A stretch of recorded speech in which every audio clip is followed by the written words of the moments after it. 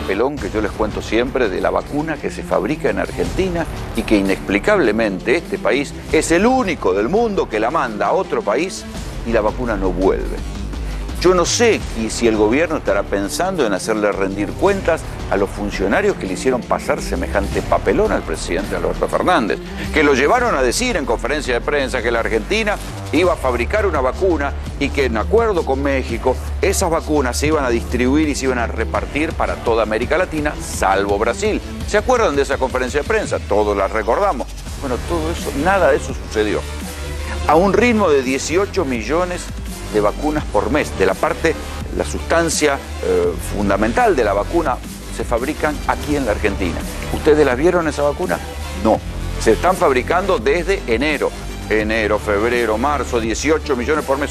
Ya debe haber más de 30 millones de dosis de vacunas fabricadas en la Argentina. Insisto, el juguito, la parte sustancial.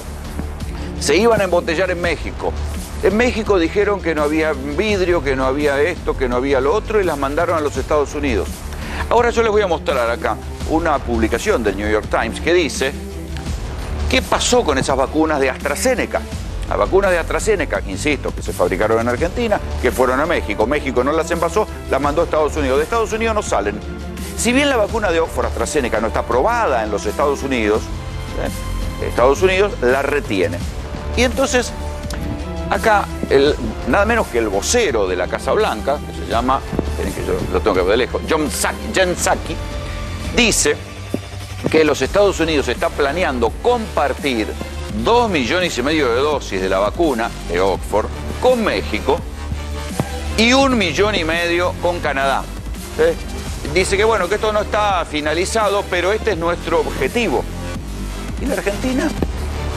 Argentina vuelve a ser la boluda de la historia. Sale una publicación del Times Science, donde decía que había millones de dosis de AstraZeneca en Estados Unidos almacenadas y había muchos países que estaban rogando por esas vacunas. Venimos insistiendo desde este programa y el gobierno hace silencio. No puede dar ninguna buena explicación de por qué carajo en la Argentina se fabricaron ya 38 millones de vacunas y no quedó ninguna acá. Se fabricaron acá y se fueron rumbo a México, de México se fueron a Estados Unidos y no se sabe cuándo van a volver porque todos los días estamos siguiendo a la prensa internacional, a ver si anuncian cuándo vuelven las vacunas de Oxford AstraZeneca que Estados Unidos no utiliza, pero tiene pisadas en su territorio y hacia acá no están volviendo. Esas son dos oportunidades hicieron que la Argentina vaya a enfrentar la segunda ola con muy poca población vacunada. ¿Cuál es el agravante? Que esta misma semana otro laboratorio mexicano fue el primero en envasar otra vacuna, es decir, que necesitaban los mismos insumos y ese otro laboratorio de México consiguió todos los insumos que el laboratorio contratado por Carlos Slim vino aduciendo de que no se conseguían insumos. O sea que el vidrio y los viales se conseguían en México. La Argentina debe ser un caso único en el mundo por el cual las vacunas que se fabrican acá, nosotros las exportamos y las exportamos al país que más vacuna tiene en el mundo, que se las queda, se sienta sobre esa vacuna, porque la vacuna de Oxford AstraZeneca no se utiliza, no está autorizada todavía en los Estados Unidos, se sienta sobre la vacuna, pero por las dudas no se las devuelve a los tipos que la fabricaron. Un disparate absoluto, y encima nosotros la garpamos. 3 meses y medio después, ahora dicen que el lunes que viene van a llegar finalmente 800, 900 mil vacunas de esas vacunas que se fabricaron en la Argentina, que fueron a México, que de México fueron a Estados Unidos. En verdad llegaron algunas desde México, pero eran de las últimas que se habían fabricado acá y que habían ido directo a México. Y llegaron otras de AstraZeneca que vinieron desde Canadá, no vinieron desde Estados Unidos y todavía nadie dio una buena explicación de por qué vinieron desde Canadá. Nosotros se lo preguntamos aquí a la jefa de gabinete Sonia Tarragona el domingo pasado y nos dijo que no sabía por qué venían de Canadá. Bueno, ahora dicen que esas vacunas, 3 meses y medio después, van a llegar finalmente a la Argentina. Ahora, ¿qué pasó en estos 3 meses y medio? Y la segunda ola. La segunda ola que ya duplicó la cantidad de muertes en la Argentina. ¿Cuánta gente se podría haber salvado si hubiera estado vacunada por esas vacunas que durante 3 meses y medio, porque así estaba comprometido, no llegaron a la Argentina? Si la oposición tuviera un poquito más de orgullo patriótico, de nacionalismo o de huevos para discutir con los Estados Unidos, no estarían cacareando tanto y haciendo de visitadores médicos, como dice Cafiero, del laboratorio Pfizer. El verdadero escándalo está en lo que hizo AstraZeneca. Ese escándalo tiene ahora un correlato judicial. ¿Sí? Esta semana pasó sin pena y sin gloria, pero aquí tengo la resolución del fiscal federal Guillermo Marijuán, que en una causa que se llama, el título impacta, Fernández Alberto y otros sobre malversación de caudales públicos, ¿sí?, le dice al Ministerio de Salud que se abstenga de cualquier modificación, negociación, firma de adenda o cualquier otro tipo de cambio en el contrato suscripto con el laboratorio AstraZeneca. Si quiere hacerlo, deberá hacerse saber de manera previa a esta fiscalía. ¿Por qué? Porque la Argentina ya pagó un 60% de esas vacunas de AstraZeneca y la parte que vino es mínima, mínima. Y la Argentina había pagado ese dinero, esas vacunas tenían que estar acá en marzo. No se sabe a ciencia cierta si hay penalidades, si habría ya que aplicar penalidades. Pero lo más indignante del caso es que Estados Unidos retuvo esas vacunas por las dudas. Ahora se ve que las retuvo por las dudas. Porque la campaña de vacunación en Estados Unidos, que ya alcanzó un 70% de la población, se hizo sobre todo con 3 vacunas. Ninguna de ellas es la vacuna de Oxford AstraZeneca, que por otra parte no fue aprobada por la FDA. Se utilizó la vacuna Moderna, la de Johnson y la de Pfizer, tan codiciada por los muchachos de Juntos por el Cambio. La de Oxford AstraZeneca no se utilizó. Sin embargo, 40 millones de vacunas fabricadas acá terminaron en Estados Unidos y todavía no salieron hacia la Argentina. Recién este lunes va a salir una partida de, ¿cuántas? 800.000, 900.000 vacunas que llegarán y ahí se va a ver finalmente qué dice la cajita. Porque no quedó en claro qué cajita, la cajita de la vacuna tiene que decir principio activo fabricado en la Argentina, envasado en México o envasado en otro lado, pero tiene que constar que el principio activo está envasado en la Argentina. Se especuló mucho esta semana sobre si las donaciones de los Estados Unidos iban a incluir, y esto hubiera sido un disparate fenomenal, si Estados Unidos nos iba a terminar donando las vacunas de AstraZeneca que tiene estacionadas en su territorio a la Argentina cuando la Argentina las había fabricado. Este es el disparate. La Argentina fabricó la parte sustancial de las vacunas y esas vacunas durante 3 meses, donde los 3 meses más cruciales de la pandemia, donde se murió proporcionalmente mucha más gente que el año pasado, esas vacunas no estuvieron acá. Sin embargo, nadie responde de esto. Ahora todo es euforia. La campaña electoral del gobierno se va a basar, obviamente, en las vacunas. En el propio gobierno empiezan a respirar aliviado porque calculan que para fines de julio va a haber 30 millones de personas vacunadas. La llegada coincidente de vacunas chinas, rusas, de AstraZeneca, del fondo COVAX, hizo que la tasa de vacunación, que estaba en 60.000 personas por día, se haya elevado a un promedio de 300.000 personas por día y por eso hay tanta euforia. La campaña electoral, fíjense, se va a basar en la vacuna. Según la cantidad de gente que esté vacunada, esto va a generar, considera el gobierno, un grado de satisfacción que le va a poder permitir renovar o hacer una buena elección en esta, acá ahora, que será las PASO en septiembre y las generales en noviembre. No hay otra herramienta, no puede mostrar demasiado logro económico, apenas si hay reactivación en algunos sectores puntuales de la economía que no generan demasiado trabajo. Los sectores de servicio están por el piso, las restricciones los colocan mucho más contra las cuerdas. El turismo es una actividad en extinción por ahora en la Argentina. Todo eso no lo va a poder contar el gobierno como un logro propio. Lo único que va a poder utilizar es generar una ilusión a futuro de la mano de las vacunas, de la mano de los 30 millones de vacunas o de personas vacunadas para fines de julio. No queda nada más que eso. En materia sanitaria, el gobierno y los gobiernos, porque también hay que decirlo, los criterios generales son del gobierno nacional, pero el colapso sanitario es responsabilidad de cada una de las provincias. Todos han dicho, mejor dicho, no lo dicen, han decidido que al que le toque, le toque. No bajan de 30.000 casos y al que le toque, y ya se sabe que al que le toque se va a enfrentar con el colapso hospitalario. Hay que vacunarse, cuidarse, y al que le toque lamentablemente, y al que le toque y el COVID le pegue mal, se va a enfrentar al colapso hospitalario. No hay otra política sanitaria. No hay manera ya de reforzar los hospitales, de conseguir mejores médicos. Nada de eso va a suceder. Y las medidas de cuidado se le hacen a los boludos que se las pueden poner, porque a los demás no se las hacen. Entonces, cuando durante toda esta semana nosotros venimos cabalgando, insistiendo sobre el disparate de lo que está sucediendo en el transporte público, en especial en los trenes, ¿dónde está el ministro de Transporte? ¿Qué no tiene nada para decir de esos embudos? ¿De qué manera puede una gestión, en este caso los trenes dependen del gobierno nacional, con qué autoridad o con qué vara pueden decirnos no se junten con la gente, o le pueden decir a los comerciantes no, su comercio es peligroso, puede contagiar a alguien, cuando la gente tiene que viajar como ganado otra vez en los trenes? Cuando las estaciones son un festival, cuando lo van a ver esta noche en GPS, hay un nuevo deporte que es el saltar los molinetes. La gente viaja en los trenes, no tiene ningún tipo de permiso y salta los molinetes a lo pavote delante de la mirada de la policía. Entonces, ¿todo eso para qué? Solamente se controla a los boludos que se dejan controlar o a los boludos que podemos ser controlados. A los demás, a los que no pueden, no los controlan.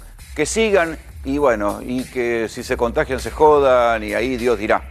Y entonces así obligan a la gente a viajar en los trenes hacinados, no toman ni siquiera una medida elemental de cuidado. Si hay un conflicto en la vía, pongan los micros rápidos, desagoten los trenes. No.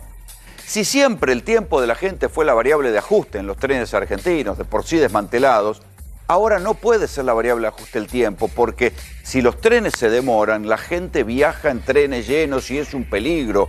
Hemos pasado esta semana videos de cantores improvisados con el barbijo a medio caer, cantando en vagones llenos de gente, un disparate absoluto. ¿Ahí alguien controla? No, nadie controla. Solamente controlan a los que pueden controlar, a los que se dejan ser controlados. Ahora sí, para caerle a un bar que tiene mesas afuera o que tiene un par de mesas adentro, para caerle a una peluquería para decirle que no puede trabajar y obligar a que los peluqueros terminen cortando el pelo con las puertas cerradas, o en las casas, ahí para eso sirven. O sea, la doble vara del control es para los boludos, para los que pueden ser controlados. Ha habido manifestaciones y de hecho ahora van a ver, hay manifestación por los festejos de Colón, hubo manifestaciones por los piquetes. Entonces, como las cosas que no pueden ser controladas, a las que nadie quiere ponerse en antipático y decir, no muchachos, no jodan que hay coronavirus, ahí eso, bueno, nada, que siga. Pero a los boludos que pueden ser controlados, a los comerciantes, a los tipos, a los que pueden apretar y pueden controlar, ahí sí les aplican medidas. Y después, por otro lado, nadie se hace cargo, nadie va a tener en un año de campaña electoral la menor honestidad intelectual para admitir que hizo las cosas mal. Y esto es asombroso y habla de la baja estofa de la dirigencia política argentina. Miren lo que pasa en Córdoba. Córdoba, se quejan ahora las autoridades de las fiestas clandestinas, pero fueron incapaces siquiera de restringir la circulación nocturna. Fue mucho peor lo que hizo Córdoba que el aperturismo de la ciudad de Buenos Aires. Se aferraron a las clases presenciales, en Córdoba también mantuvieron las clases presenciales. Supongamos que eso sea una cuestión de prioridades, pero ¿qué necesidad había de mantener la circulación nocturna si toda la Argentina había restringido la circulación? Córdoba quiso mantener el turismo. Hasta el fin de semana del confinamiento se vendían paquetes turísticos en Córdoba. Bueno, ahí está. La provincia está detonada y hoy el gobernador Schiaretti, sin hacer ningún tipo de autocrítica, muchacho, dijo, retrocedemos a fase 1 y ya no puede circular más nadie. ¿Y los días anteriores? Dije, no, el problema son las fiestas clandestinas. Siempre vuelven al viejo truco de echarle la culpa a la gente. La gente tiene su parte de responsabilidad, efectivamente. Los boludos que hacen la fiesta clandestina tienen su parte de responsabilidad. Pero no hay manera de controlar las fiestas clandestinas si no restringir la circulación nocturna. Es una medida elemental.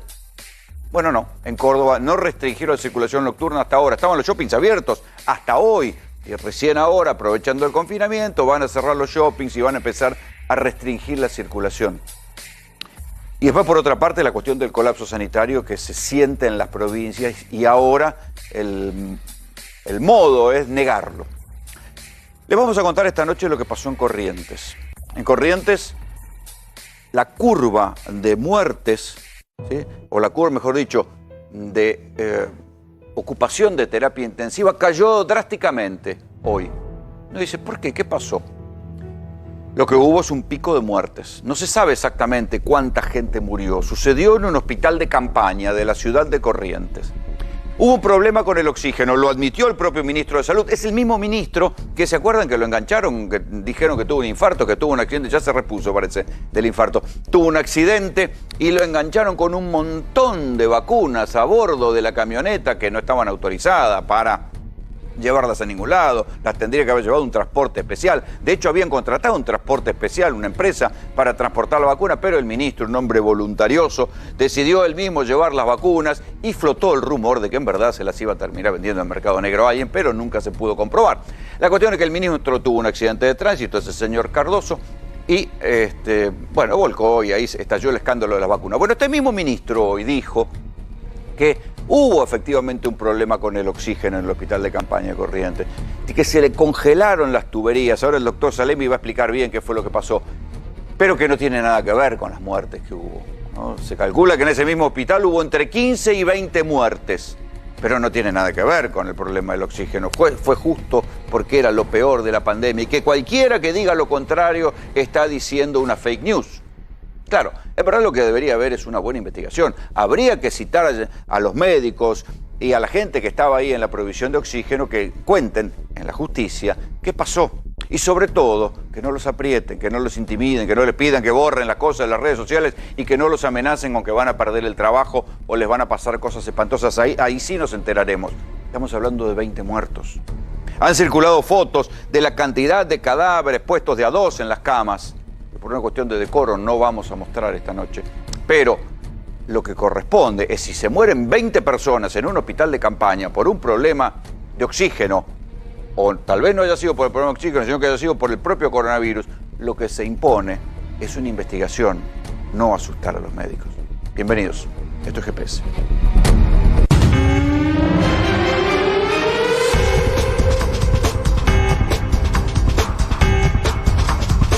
Últimos detalles de lo que está pasando en Corrientes, doctor Salemi. Hoy habló finalmente el ministro de Salud. ¿Qué dijo? Rolando, hoy se conocieron declaraciones del ministro de Salud, que había hablado también con una prensa local. Hay cierta discrepancia en la hora de inicio del problema que tuvieron con el oxígeno, que el ministro Cardoso, como vos bien mencionaste, el ministro de la polémica, el transportador de vacunas. Justamente, el transportador de vacunas en su camioneta Hilux, que no tenía autorización para hacer este tipo de transporte, que... ¿Sabés por qué se descubrió? Porque tuvo un accidente de tránsito, si no pasaba inadvertido el problema. Ahora, qué rápido se repuso el infarto, ¿no? Sí, la verdad que sí, la verdad que una recuperación, la verdad que asombrosa. Pero dejó a traslucir de que hubo un problema de congelamiento de las tuberías de oxígeno, que con eso cayó la presión de oxígeno, sonaron todas las alarmas y todos salieron corriendo a asistir a todos los pacientes que tienen más o menos entre 60 y 70 pacientes de camas de terapia intensiva en este hospital de campaña que hay en Corrientes. Pero resulta que hay cierta discrepancia. Estaba leyendo las declaraciones del ministro y en algún portal él refiere que el problema comenzó entre las 12 y las 12:30 del mediodía, y en otro de los portales dice que el problema comenzó entre las 19 y las 19:30. ¿Por qué? Porque se conocieron fotos sacadas que a las 23:30 estaban cargando la cisterna de oxígeno en el hospital de campaña. Si hubiese sido un problema de que se congelaron las tuberías, se descongelan, eso mejora la presión y no tenés que estar recargando justamente. Bien, pero los testimonios de los médicos que trascendieron eran desgarradores, diciendo que había pasado algo grave. Rolando, los médicos en Corrientes tienen mucho temor. No quieren dar declaraciones, están muy retraídos, sobre todo los médicos que trabajan en este lugar, en este hospital de campaña, que fundamentalmente fue creado, era un hogar escuela, se modificó para atender a pacientes COVID. Tiene 415 pacientes internados este hospital y de golpe 32 pacientes en 48 horas fallecieron. A ver, puede ser que no cierra las estadísticas, porque además la propia prensa de Corrientes dijo que era el peor día en la cantidad de muertos. En la cantidad de muertos, 17 muertos en un solo día. Estuve hablando con gente de Corrientes, me dice que los muertos que se informan por COVID son los que salen del hospital de campaña, sobre todo la capital correntina. La mayoría de los muertos son los que salieron de ahí. Son los que van de los... Exactamente. Y menos mal que el oxígeno no tuvo ningún problema. La tasa de ocupación, de hecho tenemos una placa, si la podemos ver, la tasa de ocupación de terapia intensiva baja de 70 a 47 en menos de 48 horas. La verdad que es drástica. Y los médicos, te vuelvo a repetir, tienen mucho temor. Hoy me comentaban en off, dicen, no, nosotros tenemos mucho temor. Ahí está, los milagros que suceden. El oxígeno no tuvo nada que ver, pero vean cómo cae la ocupación de terapia intensiva. No es que se curaron todos. Estas son cifras muy interesantes que siempre murió. No se sabe a ciencia cierta cuánta gente se murió. Muchos de ellos en el hospital de campaña, muchos de ellos en el hospital donde hubo un problema con el oxígeno. El ministro dice que la falta de oxígeno no tuvo nada que ver. No tuvo nada que ver, pero convocaron a todo el personal del hospital de campaña, supuestamente según el ministro, para asistir a los pacientes. La verdad que hemos tomado conocimiento de otra situación que habría que investigar. Fallecidos de a 2 en una cama, Rolando. Eso fue lo que vimos. Esta semana hubo una seguidilla de episodios de narcos grandes, que algunos cayeron en desgracia, otros se conocieron su historia. A partir de ahora en GPS les vamos a empezar a contar esto, porque sucedieron en Ciudad de Buenos Aires, en Córdoba, en provincia de Buenos Aires, diferentes episodios en Santa Fe de grandes narcos y todos tuvieron un patrón común. Todos eran grandes narcos protegidos. El más escandaloso de los episodios se registró la semana pasada en la zona de Villa Lugano, cuando nos enteramos de la noche a la mañana que los narcos peruanos de la Villa 1114 se habían apoderado de todo un barrio y lo habían convertido en un nuevo barrio narco en la ciudad de Buenos Aires.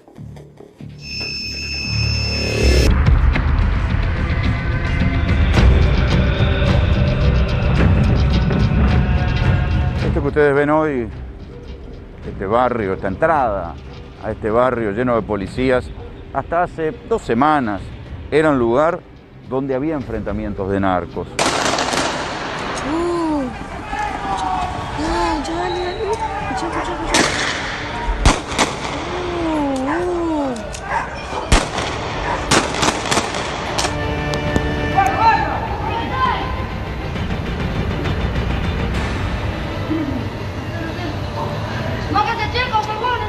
Ese es el barrio Padre Mujica. La historia verdadera de lo que pasó en el barrio Padre Mujica no está contada, por lo menos no está contada en todos sus matices. Es una historia que arranca en la pandemia y con una pelea entre los narcos peruanos. Durante la pandemia, la Villa 1114 quedó cerrada, quedó bloqueada. Entonces, los narcos peruanos no podían vender.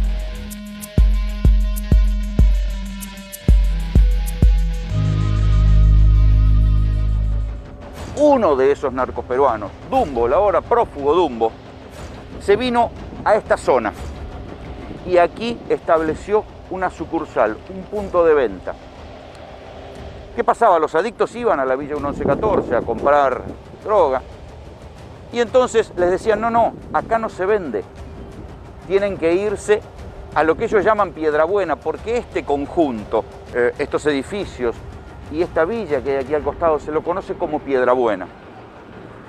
Aquí entonces, en este lugar que le llaman Piedrabuena, se estableció la sucursal que generó la pelea que provocó que este lugar tuviera que ser militarizado, lleno de policías, cuando empezaron a tirar tiros entre los edificios.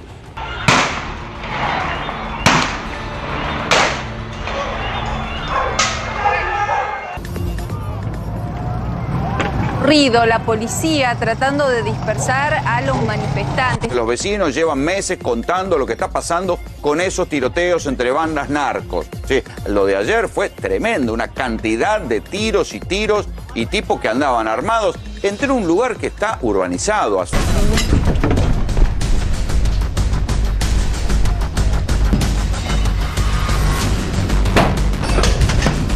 ¡Policía! ¡Policía! ¡Policía! ¡Policía! Hay muchas maneras de entrar a un barrio como este. Uno puede entrar cuando vienen los allanamientos policiales, uno puede entrar cuando se hace amigo o tiene confianza con los grupos de narcotráfico, o puede entrar como estamos entrando ahora, con gente a la que no podemos mostrar, pero son los que conocen el terreno y porque son los que investigan. Si nosotros mostráramos a esa gente, sus vidas correrían peligros. Por eso no los vamos a mostrar, ellos son los que nos acompañan detrás de cámara y son los que nos van a permitir contarles, como no se contó hasta ahora, la guerra de los narcos peruanos que hizo que este barrio se convirtiera en una sucursal de la Villa 1114. Mete pasillo. Acá, ahí hay otro satélite sentado ahí. Hablando por teléfono. ¿Viste? Hablando por teléfono. Están todos sentados en los chavas. Vista del pasillo para allá. La volvieron a la mina ni lo vio el boludo. No. Ni se enteró. Si mirás al lado de él, tiene un jardín. ¿Ven, chicos? ¿Viste? ¿Ves? Me agarré dormido. Mirá. Mirá. ¿Ves? Sí, mirá. Mirá, ¿ves? ¿Ves? Mirá, mirá. El de la moto. Mirá el de la moto. Mirá. ¿Viste? Mirá. Vamos a ver. Ese está vendiendo merca. Ah, sí, satélite vende merca. Cuando Dumbo, uno de los segundas líneas de la banda de Marcos, tomó este lugar para la venta de cocaína y de pasta base, tenía todo muy organizado. Los vendedores tenían que entrar por acá y a lo largo de este camino había marcadores. ¿Qué son los marcadores? Los marcadores son los tipos que miran y que estudian si el cliente que viene a comprar es realmente un cliente, o es miembro de una banda rival, o es un policía, o es un periodista. Ponían estos tachos de basura, los ponían de tal manera que los autos no pudieran entrar, apostaban gente en los techos para que si había algo, si entraba un patrullero, si entraba algo que les molestaba, pudieran avisar. Y recién después de pasar esas chapas es que se le daba confianza al tipo que venía a comprar para que llegara al punto donde efectivamente le iban a vender. Toda esta zona era zona de marcadores. Vos me decías que también había marcadores en los techos. Sí, tenían marcadores en los techos que tenían equipo de comunicación, que ellos tenían la misma frecuencia compartida con la gente que estaba en los puntos de venta. ¿Pero equipo de handy? Equipo de handy. Ah, no, teléfono. No, no, como lo mismo que usa la policía. Tenían una frecuencia cerrada y que se manejaban por ahí. ¿Cuántos tipos había en total? Y calculamos nosotros que que estaban trabajando en el momento unas 30 personas aproximadamente. 30 personas. Ahora, si vos tenés 30 personas, ¿cuánto tenés que facturar? Sí, bastante. Facturaban arriba de 1,5 millones. ¿Por día? Por día. Aquel edificio que ahora estamos viendo, que pertenece en su gran mayoría a quien muchos indican como el capo narco aquí en este barrio, apodado Dumbo. De acá ya empezaba lo que es el refuerzo de los marcadores y gente que estaba armada. Allá donde ves el personal policial, tenías más marcadores y gente que te revisaba. O sea, cuando... Entonces, acá, hasta acá te miraban. Sí. Y allá, si eras comprador, te revisaban. Sí, a ojo, ellos veían si tenía pinta de personal policial. Sí, vengo yo. Y me dicen, no, venga, señor. Te revisan de arriba abajo. Cámara oculta o arma o lo que sea. Todo. Inclusive, bueno, después cuando salían, lo que tenían el problema es con la gente de otras plateas que son delincuentes, se dedicaban a robar. Y eso los perjudicaba ya que les sacaban bastante clientela. Todavía seguimos entrando al barrio. ¿Cuál era la zona? Tú me decías que había comprado un edificio entero, Dumbo. ¿Cuál es? La platea 11. O sea, este y este, los que están acá. 40 o sea, departamentos. 40 departamentos. 40 departamentos en total. ¿Lo compró o qué? La mayoría se advenió con la fuerza de... ¿A punta de pistola? Sí, a punta de pistola. ¿Y quién quedaba viviendo ahí adentro? ¿Quedaba alguien o no quedaba nadie? Y la gente de él tenía, él con la familia tenía un piso entero. Tenía 4 departamentos que él usaba para vivir. ¿Él tenía un piso entero? Él tenía un piso entero. Claro, parecen dos edificios diferentes, pero Dumbo había comprado los 2 departamentos, el de la pared roja y el de la bicicleta, más los que están del otro lado. Había unificado 4 departamentos y ahí vivía con su familia, o por lo menos ahí pasaba buena parte del tiempo. Ahora fíjense el detalle, desde la ventana él podía ver el punto de venta, porque acá, ahí detrás, en un pasillo que hay acá, eran donde empezaban los puntos de venta. Este es el pasillo de venta. Aquí estaban los vendedores en 2 turnos, 3 vendedores, cada uno vendía cocaína, marihuana, pasta base. La caída de la banda de Dumbo, aunque parezca extraño, empezó por una pelea por un perro. Uno de los muchachos de la banda de Dumbo mató de un tiro un perro y uno de los vecinos se enojó y parece que era un vecino pesado. A partir de ahí empezaron los cruces y los tiroteos que quedaron grabados eran tiroteos entre otro sector dominado por gente pesada que no quería tener nada que ver con los narcos y los narcos peruanos.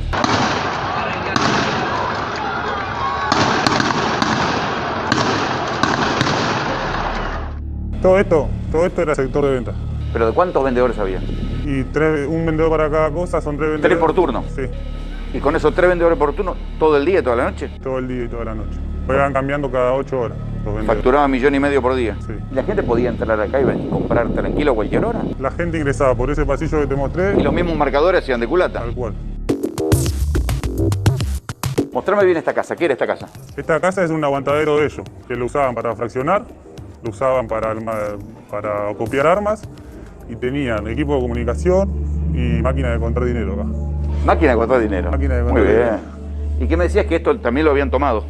Cuando pasó lo del allanamiento, esta vivienda se dejó usar para esos fines y se lo dieron a gente para vivir. Por eso se fueron a aquella vivienda, si ves, está más escondida que esta, ¿La de Puerta Negra? la de Puerta Negra, y se construyeron un fuerte. Si vos ves para arriba, tiene como 4 pisos. Claro, ahí se ve la Puerta Negra y hacia arriba continúa la construcción. Y vos decís que esa construcción a su vez está comunicada con otras casas. Sí, de ahí Que eran de ellos mismos, que también se las apropiaron a punta de pistola. Tal cual. Claro, es imposible agarrarlos así. No, acá es imposible. Ya se ven los golpes del allanamiento de este, que era el lugar más fuerte, más blindado de la banda. Este sillón está acá por algo, porque lo utilizaban para bloquear el ingreso vehicular. Entonces, ves que está muy cerca a lo que es la calle. Sí, claro. Entonces, lo que hacían ellos era ponerlo en el medio de la calle y el marcador que estaba más próximo controlaba quién ingresaba en el vehículo. Imagínate, vos venís en tu auto, tenés que bajarte, abrir la puerta para correr el sillón y todo el tiempo ese que tardabas. Sí, el tipo te controlaba, veía quién eras. Tal cual. Fíjense lo que son las intervenciones fallidas del Estado. Esto era un conjunto de viviendas populares que quedó sin terminar. El Instituto de la Vivienda de la Ciudad de Buenos Aires ahora las va terminando a su ritmo y claro, están en decadencia. Tiene que haber una camioneta de la policía ahí para que no los tomen. Pero que no los tomen no quiere decir que los narcos no hagan uso de estas estructuras. ¿Cómo? Poniendo los vigías que controlan el pasillo que da a la otra villa, teniendo lugares para escapar. Por eso, cuando uno piensa las cuestiones de seguridad, las tiene que pensar vinculadas a lo urbanístico. Si uno diseña estructuras que van a ser tumberizadas, tomadas por el más fuerte, cuando piensa un barrio, hoy por hoy tiene que tener en cuenta cómo hacer para que un barrio no sea fácilmente tomado por los narcos. Estos son los departamentos que había comprado Dumbo. En algunos casos los había comprado con plata, en otros momentos les había hecho una oferta irresistible a los que estaban viviendo acá para que se fueran. Fíjense en este detalle. La reja ahí está cortada. Por ahí esto daba como para que si hacía falta pasar algo de urgencia, ya fuera droga, ya fuera un fierro, ya fuera cualquier otra cosa, tenían ese sistemita para hacer pasar algo y hacerlo llegar a la gente, a sus muchachos que estaban en la calle. Había muchas pistas sobre Dumbo y sus narcos. Hace un año hubo un allanamiento y los tipos no se entiende por qué, si fue para deshacerse de la cocaína o para demostrar poder. Lo cierto es que habían detectado al jefe del operativo y desde uno de esos balcones le revolearon a la cabeza un ladrillo de 1 kilo de cocaína, real. Menos mal que no le pegó. Todo empezó por un perro. A Dumbo le gustan los perros, tiene muchos perros. El perro del señor de la barbería mordió o lastimó a uno de los perros de Dumbo. Entonces Dumbo mandó a sus sicarios a que le balearan el frente al señor de la barbería. Los muchachos de estos monoblocs se enojaron y fueron a tirarle tiros a los edificios donde están los sicarios de Dumbo, y ahí empezó el escándalo que terminó con un corte de la autopista y con la caída de Dumbo y con que ahora el barrio esté tomado efectivamente por la policía.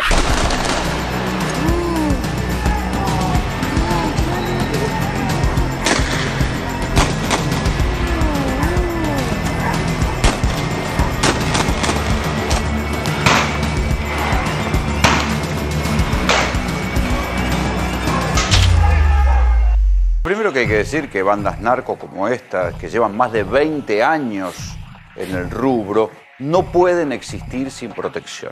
Entonces, ¿quién los protege? No siempre es la misma persona, son diferentes instancias a las que van comprando, a las que van sobornando, a las que les van poniendo plata. Por suerte, aparecen de vez en cuando algunas instancias policiales o judiciales que no se dejan comprar y que hacen lo que tienen que hacer y desmantelan una parte o el todo, pero si no, no se entiende cómo una banda puede lograr dominar un barrio urbanizado como el barrio Padre Mujica. La comisaría de la zona no se enteró.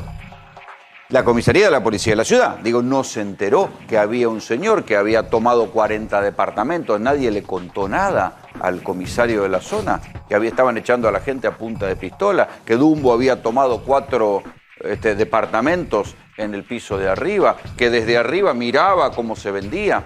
No se dieron cuenta, nadie, ninguno de los vecinos se lo contó, nadie se fue a quejar. Si no se enteró, son inútiles. Entonces, sí, no creo que sean inútiles, después o no actuaron por miedo o por plata. No hay mucho más. Lo mismo pasa en la Villa 1114.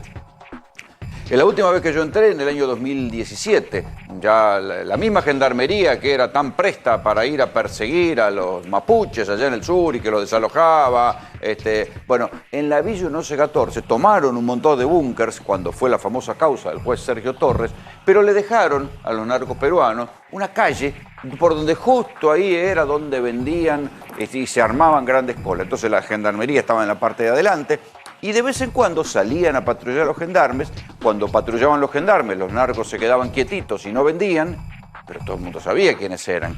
Después que se iban los gendarmes, empezaban a vender otra vez y se armaban otra vez las colas de venta. Nunca había un operativo sorpresa. Entonces ahí uno dice, bueno, alguien los protege, porque si no, no pueden durar tanto tiempo. Esta semana también se conoció en la provincia de Buenos Aires otro caso de otra banda de narcos que ya llevaba más de 20 años vendiendo drogas en San Martín. Esto es para que vean que no es solo la ciudad de Buenos Aires, obviamente también sucede en el conurbano, pero pocas veces caen bandas tan antiguas. En este caso era la banda de los Pacheco. Si uno busca en internet va a encontrar que allá por el año 2000 hubo una guerra entre 2 clanes de ventas de droga, los Gómez y los Pacheco. Se mataron 15 personas entre sí en ajustes de cuenta. Los Pacheco finalmente se ganaron la partida y siguieron vendiendo drogas en una villa, que creo que es la Villa 9 de Julio, ahí de San Martín. El señor Pacheco cayó y todos nos quedamos asombrados por el lujo en el que vivía. Autos, un BMW dorado, una casa en Parque Leloir, viajes a ver el Mundial, no tenía siquiera pedido de captura. Un Chevrolet Camaro le había regalado al hijo. A ver si podemos ver alguna de las cosas que le encontraron al señor Pacheco.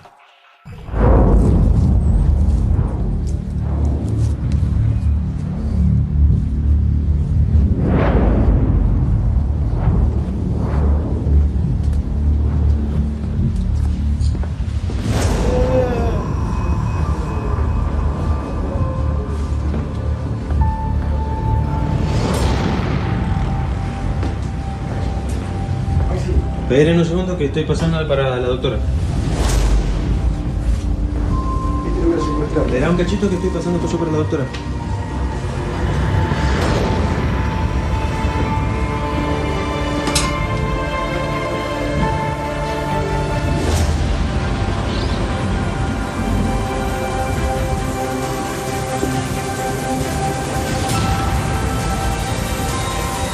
Desde temprano. ¿Pero quién te avisó? ¿Quién te...? Sí, ahora te digo.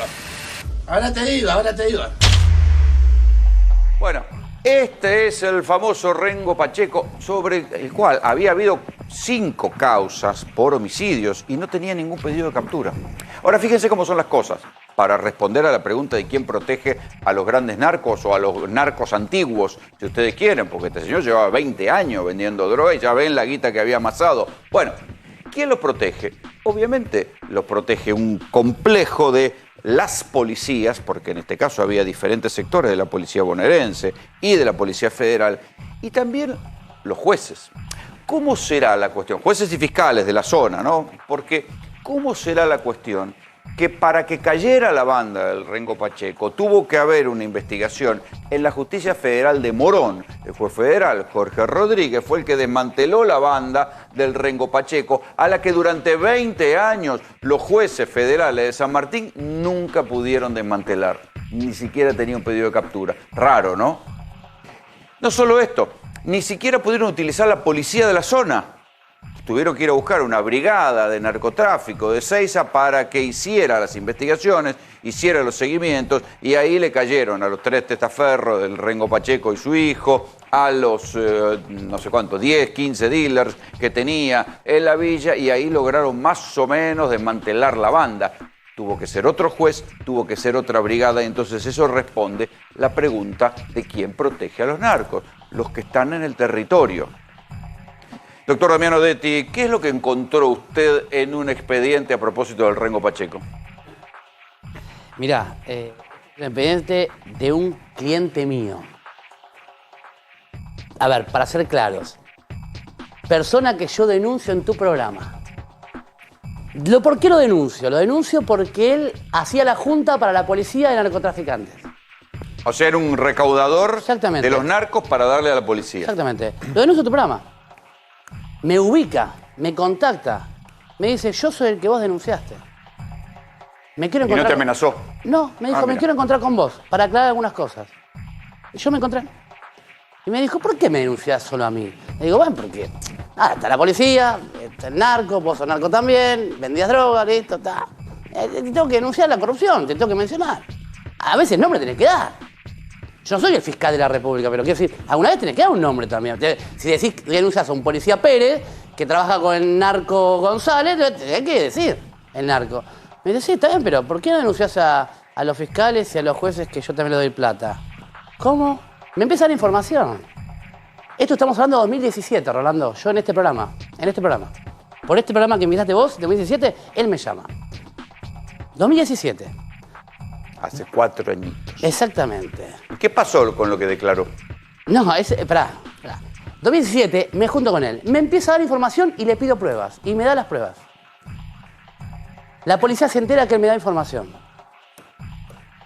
Él cobraba de los narcos para pagar a la policía, hacía nexo, se quedaba con un 20%.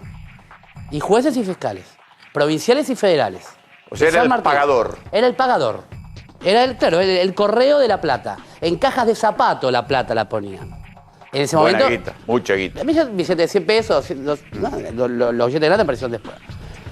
Claro, mucha guita, sí, estamos hablando de por lo menos 2 o 3 millones de pesos por mes, que él recaudaba de 2 o 3 narcos distintos de San Martín. Claro, cuando se enteran que me están dando información, porque la verdad que también me hace inteligencia a mí, para ver quién me da información, lo meten preso.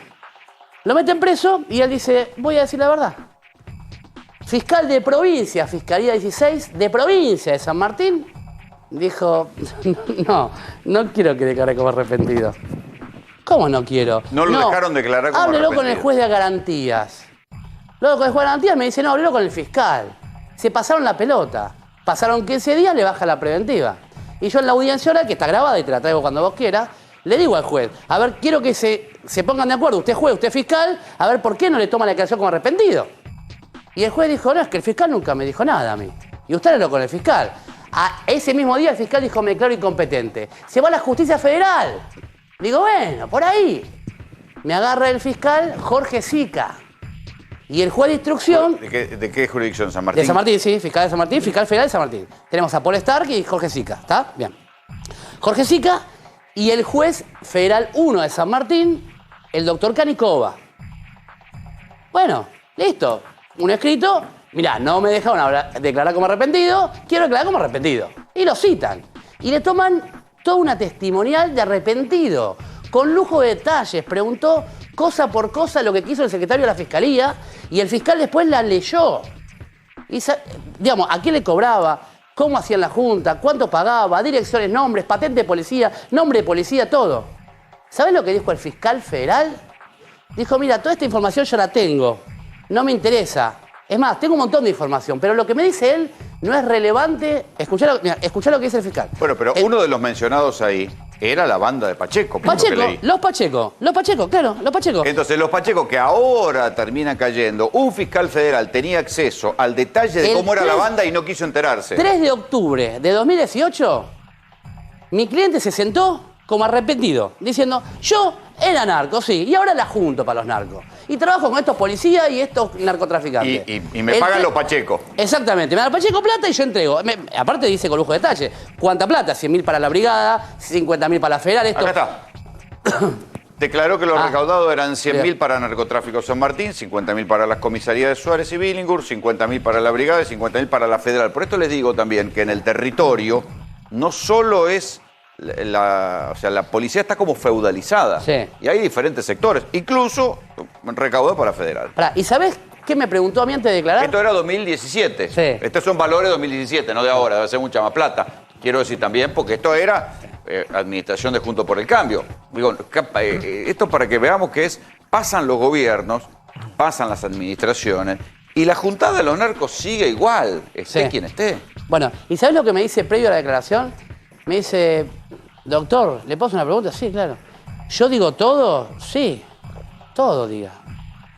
Cuanto más dice, mejor va a ser el acuerdo de arrepentido, va a salir más, más rápido en libertad. Y me dice, ¿pero yo tengo que decirle al fiscal que también le daba plata a él? Qué incómodo. Digo, mira, yo creo que no te conviene, pero bueno, es tu declaración, hace lo que quieras. Con razón al fiscal no le interesaba. Escuchá lo que dice el fiscal. El fiscal dice, sucintamente, que él tiene mucha información en la fiscalía. Sí, pero tiene tanta información que a los Pacheco los tuvo que desmantelar otro juez y otro fiscal. Y dijo, así las cosas, la información que me da esta persona no cuenta con trascendencia, ni verosimilitud, ni veracidad posible, constatable, donde un lugar donde hacen cola de 2 cuadras para comprar droga desde hace 10 años. Bueno, esto es lo que nosotros decimos. Un narco no puede vender si no está protegido por alguien, porque es algo evidente. Tal vez un gran narco que trae cargamentos desde Bolivia o desde Perú pueda escabullirse de los controles o sobornar poca gente, pero un tipo que vende cocaína y tiene soldaditos vendiendo delante de todo un barrio, no puede hacerlo si no lo protege alguien. Y fíjense que ese fiscal federal, Jorge Sica, que dijo que tenía tantos datos de una banda que estaba denunciando un arrepentido, que era nada menos que la banda de los Pacheco que cayó ahora, durante estos 4 años no desmanteló la banda de los Pacheco, la tuvo que desmantelar otro juez federal con otra policía. De otra jurisdicción, o sea, Morón, Departamento Judicial de Morón, se metió en el Departamento Judicial de San Martín. Porque en San Martín no encontraban nada. Pero aparte, ¿por qué? Porque la guita, escuchá lo que te digo, Rolando, los millones de pesos, de dólares, que valen esas mansiones que tenía esta gente, y esos autos importados, es la vida y la salud de un montón de chicos del barrio de San Martín que están muriendo. Obvio. Y es plata que recaudaba este narco con supermansiones en Moreno, que es jurisdicción de Departamento Judicial de Morón, pero además de plata que recaudaba la policía de San Martín y los jueces y fiscales de San Martín. A ver si lo entendemos. Acá porque tengo si la no, declaración. a ver, pero acá la tengo, para que no me digan que digo boludeces. Acá tengo la declaración en papel y lo que dijo el fiscal Jorge Sica. ¿Y sabés qué hice? Los cité al juicio. Y dije que venga al juicio el fiscal Jorge Sica. A ver que explique qué es lo que está investigando de los Pacheco, entre otros. Nada. ¿Y sabés qué dijeron? Odetti, ¿cuánto quiere para su cliente? Le damos el mínimo. Te ofrecieron un abreviado. Le digo, claro, mi cliente me dijo, y Damián, si ofreces el mínimo, me puedo morir acá. Y lo firmo. Y después, y bueno, te sigo colaborando con información si no me matan. Bueno, esa es la Otra realidad. de los fragmentos de la declaración de este arrepentido, cuya identidad estamos preservando, a finales de 2016, los policías del narcotráfico de San Martín comenzaron a frecuentar su domicilio. Declaró que dicha actitud lo llevó a acceder al requerimiento de juntar el dinero de ellos, que ellos pedían, para dejar tranquilos a los Ponce y a los Pacheco. Los Ponce eran los narcos de la Villa Hidalgo en ese momento, no se dice. Que también el hijo de Pacheco, a ver, aclaremos algo. El de Camaro Azul, el hijo de Pacheco. Aclaremos algo. Acá están los soldaditos del barrio, los chicos pobres y consumidores, ¿está? Los enfermos, adictos que trabajan para ellos. Después las segundas líneas de Pacheco. Y después Pacheco. Mirá que esto se hizo en otra jurisdicción, con policía de otra jurisdicción, igual se filtró la información. Entonces, las segundas líneas, todas prófugas cuando fueron a allanar. Ah, mira. Y Pacheco también. Pacheco no estaba en la casa donde vivía. El día anterior se fue a refugiar a otra casa de Parque Leloir, otra mansión. Menos importante, pero de igual valor, o sea, un montón de plata. Ahora, de casualidad la policía, cuando allana la casa donde él vivía, encuentra una boleta de un servicio, creo que de luz o gas, de Leloir. Mirá. Llamaron de urgencia al juez y dijeron, che, tenemos una factura que está en nombre de él, de otra casa. Y se fueron todas las segundas líneas. Todos los que serían... Que son los que ya se están disputando el territorio porque esta semana hubo un tiroteo. Exactamente. Bueno, ayer fue detenido el hijo de Pacheco, que también había entrado junto con los Ponce a Villa Hidalgo. ¿Está? Que todas son ahí, digamos, de San Martín. Otro fragmento de lo que dice a ver, para que el fiscal federal y el juez federal, que ignoraron la declaración del arrepentido que decía y que dio los datos sobre los Pacheco, vean que 4 años después todo lo que decía era verdad. Como era conocido en los barrios por dedicarse al robo y a la venta de droga, dice el cliente, o sea, el cliente de Damián, el arrepentido. Varios referentes de la comercialización lo contactaron para que fuera a hablar con los policías y arreglar. Manifestó que entre los referentes a los que hace alusión estaban Paulo Ponce de la Villa Hidalgo y los Pacheco del 9 de julio, que son los que cayeron esta semana. El fiscal federal Sica decía que tenía mucha información sobre esa banda, sin embargo, en 4 años tanta información no consiguió porque nunca lo metió preso. Lo tuvo que meter preso, ¿en cuánto? En 3 meses lo metió preso el juez federal Jorge Rodríguez Morón. En 3 años. No, la 3 años después. La investigación de Rodríguez, una investigación rápida. La tenía hace más de 3 años. Y yo, cuando el fiscal escribe esto... Che, ¿y no merece un juicio político esto? Ese es el punto, ahí está el punto. Pues digo algo que le diga, señor, venga para acá, 1 de 2. O por incapaz o por cómplice, venga para acá y rinda cuentas. Hay, Rolo, un dato adicional, que cuando un arrepentido se presenta ante el fiscal y le cuenta información, el fiscal puede creer que eso no es cierto, pero tiene que investigarlo durante 1 año. Tiene un plazo de 1 año para determinar si eso que le dijo es cierto o no. Sí, pero es peor todavía. Porque la ley 27.304, que es la nueva ley de arrepentido, que modifica el artículo 41 del Código Penal, y la ley de estupefacientes, que antes estaba el 29 ter, ahora es el 41 ter del Código Penal, dice, antes decía, si vos declarás como arrepentido, tenemos que encontrar en lo que vos decís cosas, drogas o personas investigadas. Bien, la nueva ley te dice, vos declará, yo tomo tu palabra, pero si en 1 año yo compruebo de que vos mentiste, aparte de la pena por narcotraficante, te ponemos otra pena adicional por mentirnos como arrepentido. ¿Está? Bien. Pero hay otra cosa más. Vos cuando negociás un acuerdo de arrepentido, como nos tenía acostumbrados Stornelli, ¿vos qué haces? Charlás con el fiscal. Mira, tengo esto para darte. Charlamos, a ver, ¿qué más tenés? ¿Qué más tenés? ¿Qué más tenés? Es legal, con el abogado presente.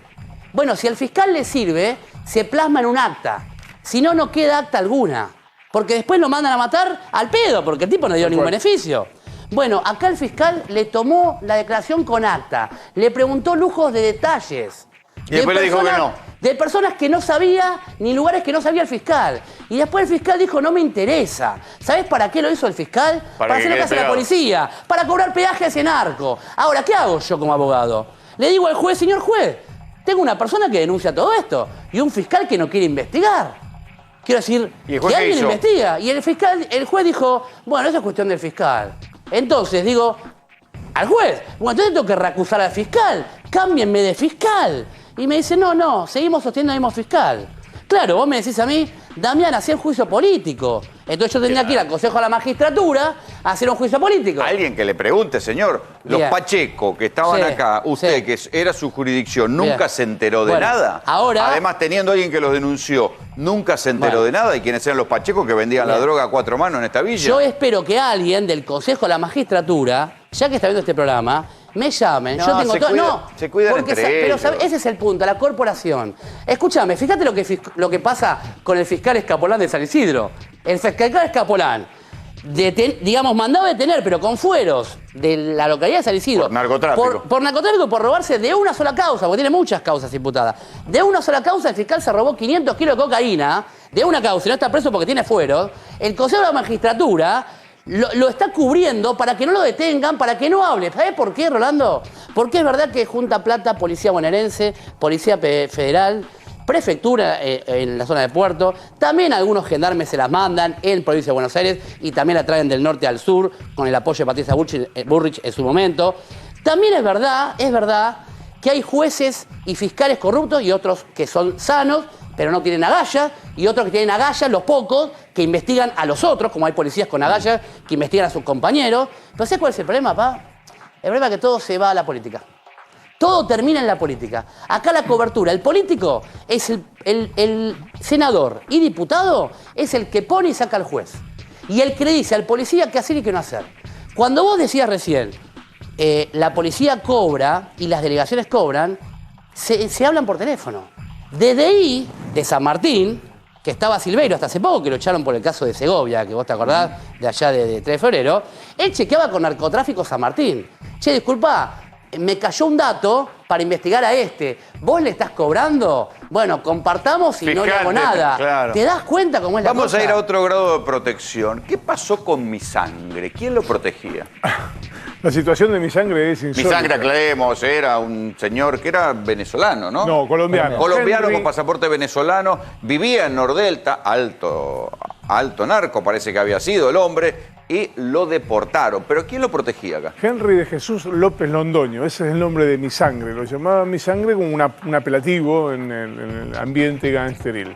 ¿Quién lo protegía? En rigor, Mi Sangre estaba detenido aquí en la Argentina en un operativo que hizo en su momento el ex ministro en aquel momento, Sergio Berni. Lo detuvieron en Nordelta. Mi Sangre siempre dijo que a él lo detuvieron porque habían introducido en la Argentina un aparato de geolocalización que utilizaban una suerte de AFI paralela, de CIDE paralela en ese momento. Lo denunció y lo denunció incluso en la causa por la muerte de Alberto Nisman. En el marco de esa causa, a Mi Sangre lo terminaron deportando. En el año 2017 fue deportado a Estados Unidos, llegó a Estados Unidos y rápidamente fue condenado a 30 años de prisión. Pero la extradición todavía no está firme. ¿Por qué no está firme? Porque Mi Sangre tiene una causa abierta en la Argentina.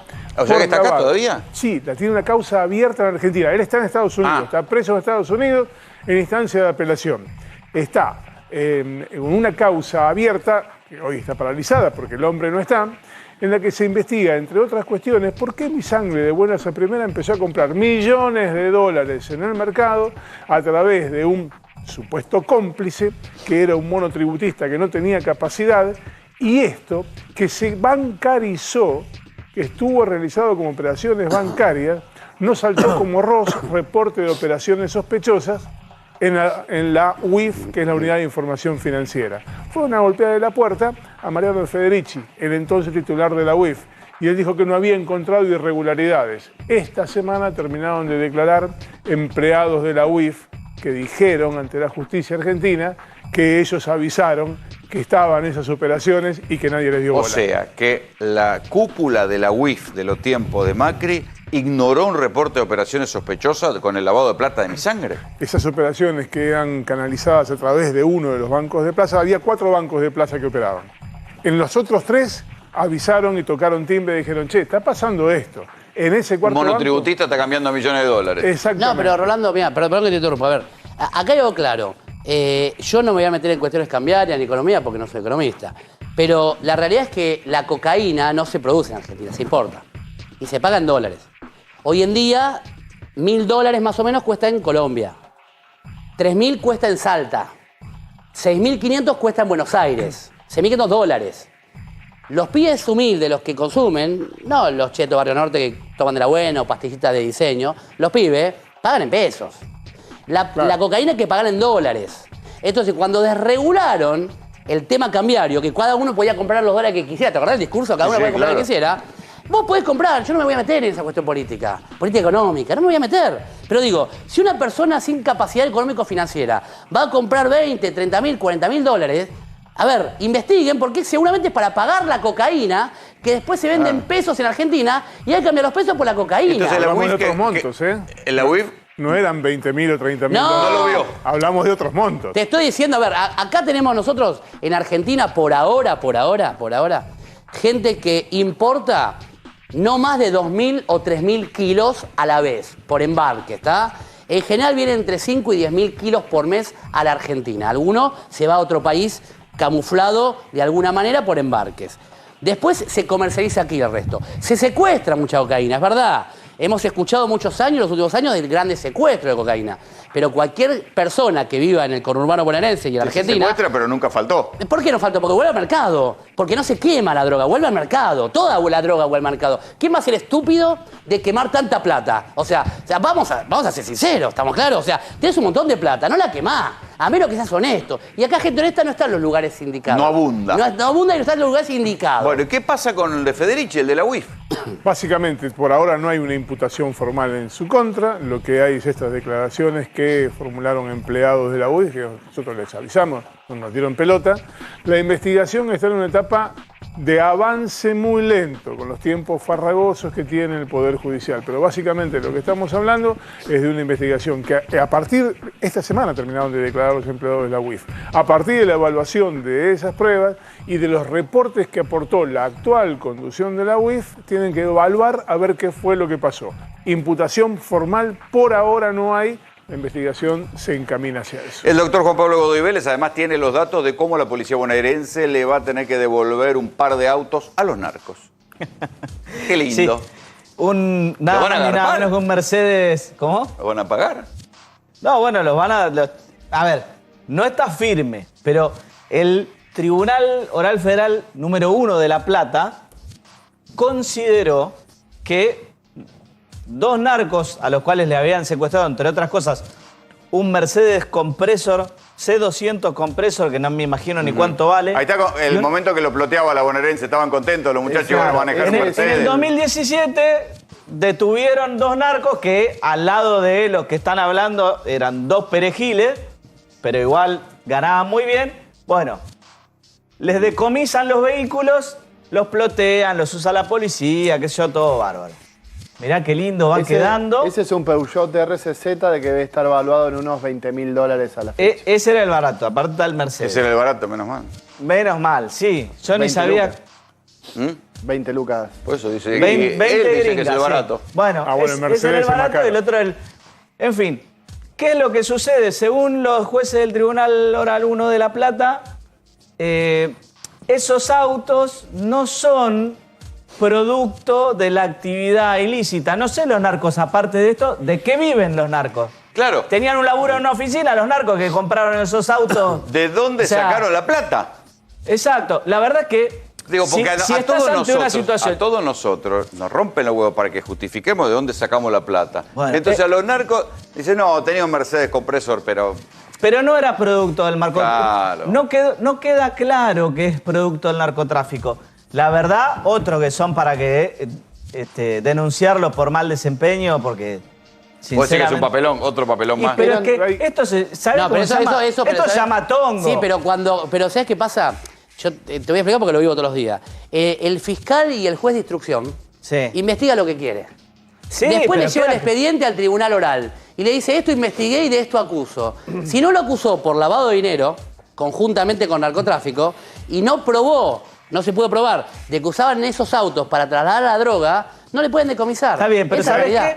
Vos vas, te comprás, te comprás un Peugeot 207 y tenés que declarar cuál es el origen de los fondos. Claro, los narcos no. Y si los narcos, ¿con qué la compran? Está bien. Contame, ¿cuál es el origen de los fondos de lo que...? Dos veces. No resiste análisis. Esto igual está pelado. La verdad, espero que la Cámara ponga un poco de cordura. Y uno se destruyó, uno de los autos. No, lo chocaron, no está destruido totalmente. Justamente ese auto lo chocó un camión en uno de los operativos policiales, la autopista Buenos Aires-La Plata. Pobrecito, murió como un pajarito. Pero aparte de eso había un Audi TT también, que lo chocaron de atrás. El producto del fruto del trabajo, los muchachos. Exactamente. Pero hay un dato adicional, Rolo, que es que los autos fueron entregados y ploteados, esto que estás viendo aquí, como parte de una política de decir, estos son autos recuperados del narcotráfico. Claro, se olvidaron de un detalle. La sentencia no estaba firme. Claro, a mí siempre me llamó la atención de eso, porque siempre los entregan y las sentencias no están firmes. ¿Te has acordado algún otro caso en el que se pueda equiparar esto? Sí, los de Lázaro Báez, los aviones. Mirá, yo tengo un caso... Pero ahí lo condenaron. Claro, está condenado, pero no está firme. No, acá también los condenaron. Eso es lo más gracioso. Los condenaron a 5 años, pero no queda claro que pero la pregunta... pero la dificultad está que si yo te secuestro... Primero te secuestro Y si esto es parte del delito, lo decomiso, ya pasa a ser integral al Estado y se usa para la fuerza de seguridad. Lo que hacen los jueces hoy en día es lo secuestran y antes de que el tipo vaya a juicio y sea culpable o inocente, esto se lo da a la fuerza de seguridad. Esto pasó en Salta el año pasado, hace 2 años, con un cliente mío que le secuestraron una camioneta. Una camioneta. Se la dieron a la gendarmería. Sí. Luego la gendarmería tuvo que avisar al juzgado que ya no estaba más la camioneta, se había destruido, porque volcó con 40 kilos de marihuana. ¿La gendarmería? Que transportaban los gendarmes, ilegalmente. Perdón, hace 7 meses... O sea, le sacaron una camioneta, un narco, y lo usaron los gendarmes para llevar marihuana. Para trasladar la droga, 40 kilos. Pero pará, hace 7 meses, Gendarmería de Mercedes, los gendarmes de Mercedes, fíjense, compre un matafuego, avisaron que se prendieron fuego más de 200 vehículos en el depósito que tenían guardado. Así que la Gendarmería, cuando le da a un juez en custodia un vehículo, le obliga a pagar un seguro. Pagan un seguro, los autos después se desarman, desaparecen las autopartes, se prenden fuego a 200 autos juntos y después la compañía de seguro le paga al propietario del auto si es que sale a suelto. Y si no, la plata se la queda el Estado. Lo que tendrían que hacer es regularizar los decomisos. Yo te digo, la droga, el 90% vuelve al mercado otra vez ilegal. Es así.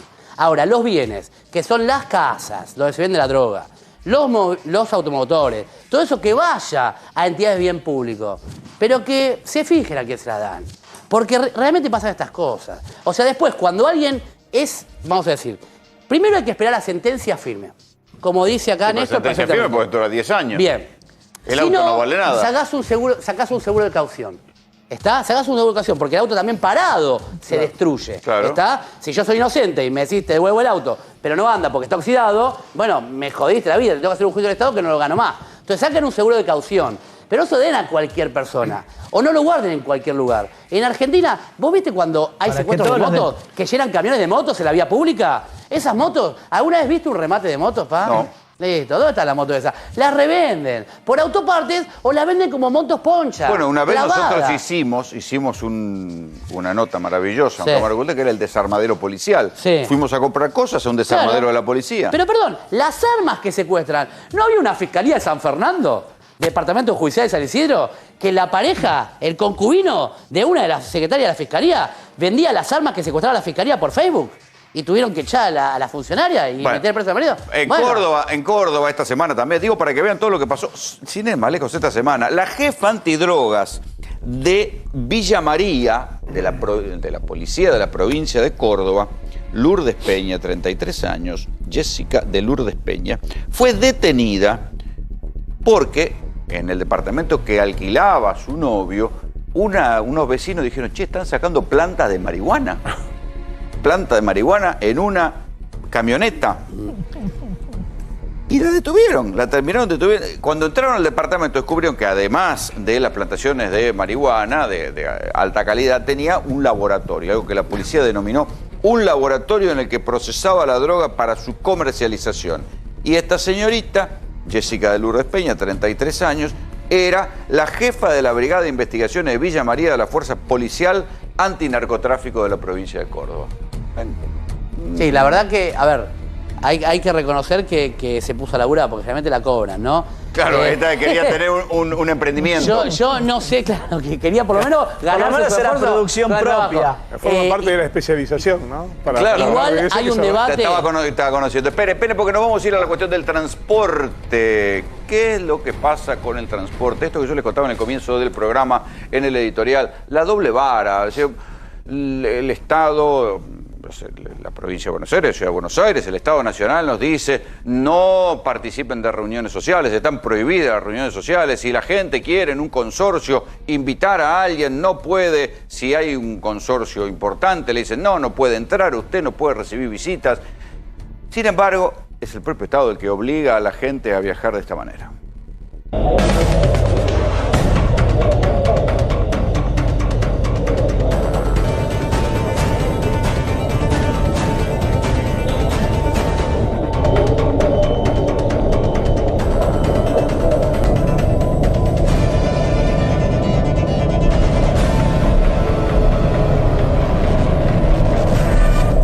Esto es plena hora pico en Plaza Constitución, es una marea de gente.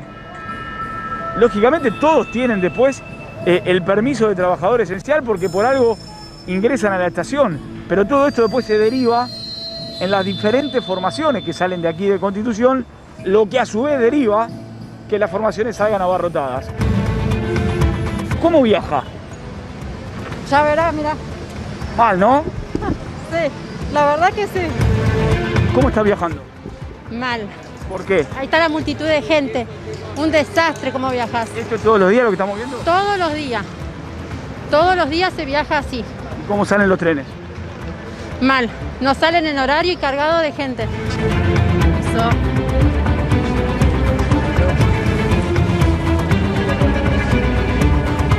A la mañana, terrible. A la mañana para viajar es recargado. ¿Cómo estamos viajando? Mal, totalmente mal, o sea, es un desastre. ¿Por qué? Este amontonamiento es un desastre. Permiso y DNI en mano.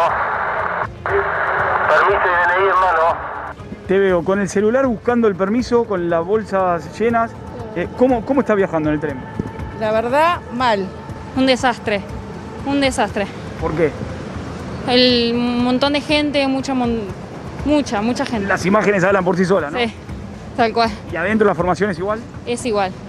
Y peor. Un montón de gente, la verdad que sí. No se respeta el distanciamiento, nada. No, es imposible, porque hay mucha gente laburando, por eso. Mucha gente, mucha.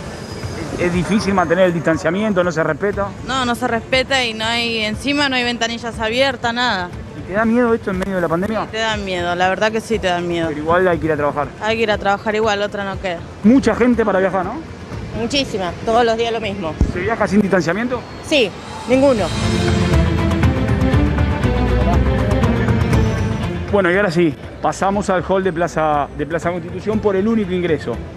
Las cámaras termográficas están. Esto tiene un sistema abarcativo para tomarle la fiebre a cada una de las personas, ¿ves? Mira, eso se mantiene. Nosotros caminamos aquí y es muy difícil mantener el distanciamiento. Muy difícil. Y todo confluye en un lugar. Aquí, mira. Código QR, porque en el tren se viaja con el reserva tu tren. Mira el distanciamiento. Poco. Nulo. Así se viaja todos los días, ¿no? Sí, sí. ¿Con esta cantidad de gente? Siempre, sí. Adentro de los trenes muestren la mugre, los pisos, los asientos. ¿No hay higiene? No hay higiene. ¿Distanciamiento? Olvídate.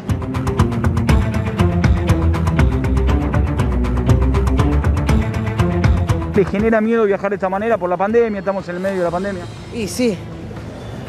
¿Qué va a hacer? Pero uno tiene que ir a trabajar igual. ¿Pero esta gente es todos los días para viajar? Y sí. Eso todos los días es lo mismo. Así que no va a bajar la pandemia si no se toman medidas, no se cuida la gente. ¿Cree que no se cuida en el tren la gente, mucha gente junta? Sí. No es como el año pasado, que había menos gente. Es permanente, es en todo momento. En hora pico, lógicamente, después hay horas durante la tarde, ya a la noche, que esto baja.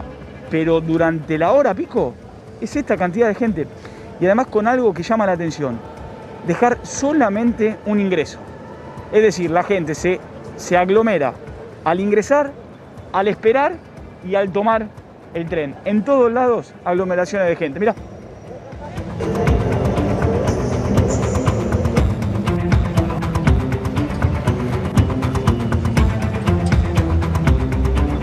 ¿Cómo estás viajando?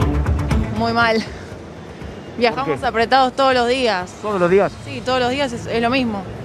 El control es poco y nada, te miran solamente que el cuidar esté en verde y después ves gente saltando en molinetes, es un desastre.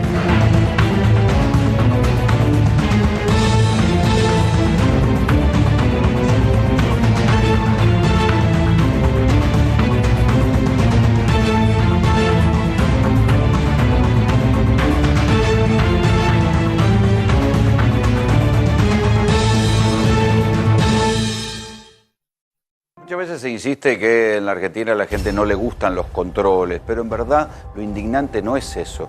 sino que controlan siempre a los que pueden controlar, controlan los más fáciles, en definitiva controlan los boludos que nos dejamos controlar. Y ahí está a la vista, ustedes lo acaban de escuchar en el testimonio de esa chica rubia que decía, se viaja cada vez peor, los trenes están cada vez más llenos y encima se ve la gente que salta en los molinetes. Uno dice, bueno, es el relato de esa chica, puede ser exagerada, la cámara se da vuelta y registra esto, el nuevo deporte argentino, los saltadores de molinete. Claro, ustedes dirán, bueno, el problema es que no pagan boleto. No, el problema es que seguramente, además de no pagar boleto, no tienen autorización para viajar, no tienen la aplicación, no son esenciales, ni un carajo. Entonces, se termina controlando a los que nos dejamos controlar. Y es lo que yo les decía en el comienzo, ¿con qué criterio se le dice a la gente, ustedes no pueden reunirse con sus familiares, ustedes no pueden ir a los comercios, no pueden hacer esto, no pueden hacer lo otro, pero eso sí, como nosotros no podemos hacer que la gente baje de los... se vacíen los trenes, viajen como sardinas con desconocidos, pero no vayan a ver a sus parientes. Es un mensaje enloquecedor. Si están cuidando a la población, vacíen los trenes. Vaciar los trenes tiene que ver con gestionar, utilizar la aplicación esa que dispone de los asientos en los trenes. Si hay un desperfecto técnico, tener micros listos para que la gente se vaya rápido con las ventanillas abiertas hasta un lugar donde pueda volver a su casa. No como en el momento aquel, hace 2 o 3 viernes, en el cual hubo un piquete de 40 personas que entre el juez, el pavote del juez federal que le cayó la investigación, los pavotes de la Ferrocarriles Argentinos Operaciones, que son los que tenían que haber intervenido, más la policía ferroviaria, tardaron 6 horas en desalojar el piquete y juntaron 7.000 personas en Constitución, todos juntitos para generar un inmenso foco de contagio. Solo tenían que haber hecho una llamada telefónica y decirle a los que estaban cortando la vía, nos juntamos el otro día, nos juntamos el miércoles que viene y negociamos. 6 horas tardaron.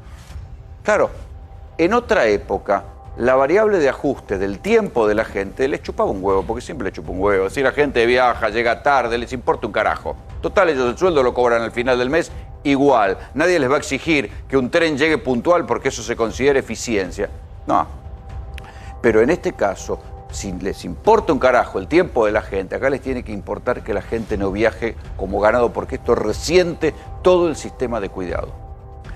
A los restaurantes acá en provincia de Buenos Aires, en Ciudad de Buenos Aires, no se les permite abrir. Si llegan a tener una persona adentro, se pueden comer una multa. Si los comercios atienden de tal o cual manera, pueden ser sancionados. Pero eso sí, el Estado, como el Estado se controla o no se controla a sí mismo, puede mandar a la gente en trenes llenos, así la gente se contagia al total. ¿Quién los va a controlar a ellos? ¿Quién va a controlar al controlador? Nadie. Entonces hacen estas cosas. Las manifestaciones, ese es el otro punto. Las manifestaciones se siguen haciendo. Si les parece, a veces le dicen, bueno, no, pero las manifestaciones de los que les parece las dejan correr y entonces termina habiendo una doble vara. Y si no, del otro lado de la pirámide social están los ricos. Los ricos que viven en barrios cerrados pueden hacer reuniones y ahí no tienen problemas, se juntan, se contagian, hacen asados en los quinchos, ahí no importa. Solo se controla lo boludo que se dejan controlar. Vean lo que está pasando, por ejemplo, en Santa Fe. A ver si tenemos imágenes. En Santa Fe salió Colón campeón en la ciudad de Santa Fe. Ahí está. Miren la gente.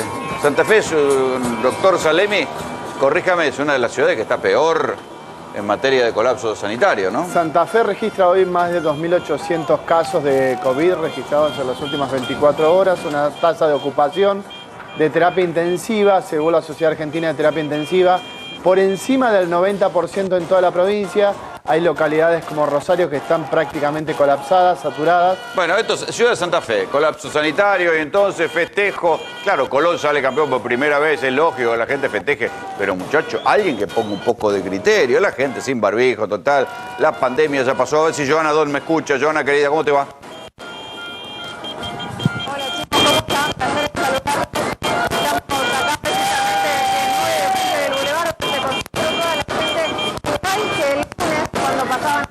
No, tenemos mucho, te escuchamos muy entrecortado. A ver, ahora probemos. No, hay mucha Mucho problema con, claro, mucha gente, ahí se juntan muchos celulares, la señal no es buena, la imagen es muy buena, ahí Johanna está transmitiendo. ¿Qué está pasando en Santa Fe? Los fuegos artificiales, la gente. Igual, ahora, Rolando, esto es un disparate sanitario, viejo. Rolando, no hay mucho que explicar con esas imágenes. En lo que estamos viendo es una situación de desborde, sin distancia, sin barbijo, sin control. La gente festejando, todo el mundo tiene derecho a festejar, pero creemos que no en este momento. Yo estoy viendo las imágenes y otra vez nos igual te digo, debe ser una de las asombramos, manifestaciones de festejo más grande que vi en todo este tiempo. Sí, la verdad que la cantidad de gente en pocos metros cuadrados es muy alta. Y fíjate que la mayoría están sin barbijo. Sí, claro. Como si nada pasara o con el barbijo el mentón. Está bien, están al aire libre, baja un poco la posibilidad de contagio, ya lo dijimos un montón de veces, pero las posibilidades de contagio siguen existiendo, sobre todo ahí porque después comparten la cerveza, te digo. Sí, bueno, el festejo ya sabemos. El festejo, sabe cómo empieza, no cómo termina.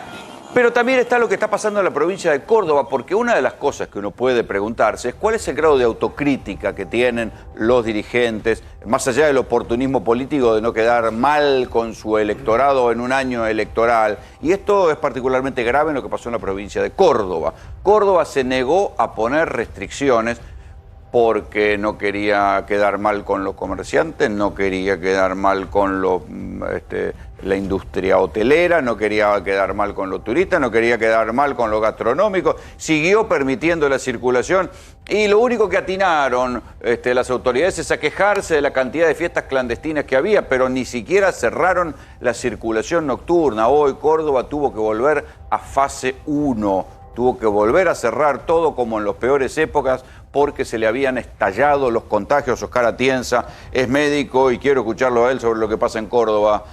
Oscar, querido, ¿cómo te va? Hola, ¿cómo estás, Rolando? Muchas gracias por la comunicación. Bueno, contame qué es lo que está viendo. Muy complicada la viendo. situación aquí en Córdoba. Extremadamente complicada, ya lo veníamos anticipando, ¿no? No solo le echan la culpa a la gente, sino que hace 2 días atrás el ministro de Salud se enojó conmigo porque decía que yo era irresponsable en salir a contar lo que estaba pasando en la provincia de Córdoba y terminaron dándome la razón. ¿Cómo irresponsable? ¿Cómo, perdón? ¿Cómo irresponsable? Claro, eso dijo en una conferencia de prensa que Oscar Atienza era un irresponsable e irrespetuoso porque salía en los medios nacionales a contar lo que pasaba en la provincia de Córdoba. Y 2 días después tuvieron que ir a fase 1 por el tremendo descontrol que tiene la provincia. Y decime, Hoy, estoy seguro que hicieron una autocrítica. Te pidieron disculpas. Es posible que hayan hecho una autocrítica. La realidad es que la provincia va a fase 1 por 15 días. Hay un descontrol tremendo. Hay una confusión tremenda porque la gente todavía no tiene claro si van a controlar o no van a controlar, porque era lo que vos decías recién. Para que las medidas realmente tengan algún tipo de impacto, tienen que ser controladas. La provincia, la verdad, es que no ha controlado nada. Además, tiene que ser parejas. Porque digo, no es que solamente controlen a lo que es fácil controlar. Bueno, es así. Acá se colocan en los puentes nada más y controlan en los puentes. Y de allí en más, bueno, miran para otro lado. La verdad es que la provincia está muy complicada y Sí, yo pero entiendo que esta vez van a controlar porque no hay camas. La tasa de ocupación, y acá va a venir un nuevo enojo del ministro seguramente, yo calculo que está en este momento en el 130%, porque hubo un desplazamiento de pacientes de terapia intensiva, que son los usuarios comunes de la terapia intensiva, el operado de urgencia, el accidentado, ¿sí? que ha sido corrido hacia salas salas intermedias o salas de internación común, de clínica médica en los hospitales. Bueno, por lo que yo creo, y algunos hospitales que ya empiezan a atender, en los pasillos se empiezan a adecuar allí algunas camas. Así que yo creo que la tasa de ocupación está por encima del 130%. Barrios que están muy Cachito, Oscar, complicados, que el doctor Salemi te quiere preguntar algo. Oscar, ¿cómo está? Buenas noches. El ministro Cardoso fue muy cuestionado por todo el manejo de la pandemia del año pasado, pero también controlan a los que quieren controlar. Nosotros cuando fuimos a hacer un informe el año pasado de la situación de Córdoba, que ya empezaba a pasar todo esto con el tema del armado de las carpas, las famosas terapias intensivas móviles en el estacionamiento del Hospital San Roque y del Hospital Rawson, que no tenían médicos para trabajar en estas terapias. Ya se veía que venía esta situación de mano. Muchos de los médicos, con mucho miedo también, decían este tipo de situación. ¿Sigue la persecución a los médicos opositores al ministro de Salud? Sí, de hecho el ministro de Salud estuvo creo que imputado hace 2 años por una causa en la que largó una resolución que los médicos no podían hablar libremente, pero sí sigue la ¿Cómo no pueden hablar? De hecho, claro, los médicos tienen que pedir autorización al ministerio para poder salir a hablar. De hecho, hay en este momento una enfermera, Estela Jiménez, que le han reactivado una causa, le han generado ahí una causa porque es una de las que está llevando un poco la voz de todos los problemas. Pero pará, Oscar, ¿vos me querés decir que en Córdoba hay censura sobre de los propios empleados sobre la situación sanitaria? Bueno, hay un colega tuyo, Gustavo Silvestre, que lo dijo al aire anoche conmigo, dice que están recibiendo presiones para que no me saquen al aire. Y lo volvió a repetir hoy en su radio. A Oscar Atienza lo están censurando. Junto con eso hay otros. Pero una cosa es que vos les caigas mal. Pero una cosa es que vos les caigas mal. Otra cosa es que directamente amenacen con sanciones a los empleados del sistema público que quieran hablar y contar lo que ellos ven. Porque así eso es encubrimiento. Bueno, eso está ocurriendo en la provincia de Córdoba. Sí, eso lo vimos.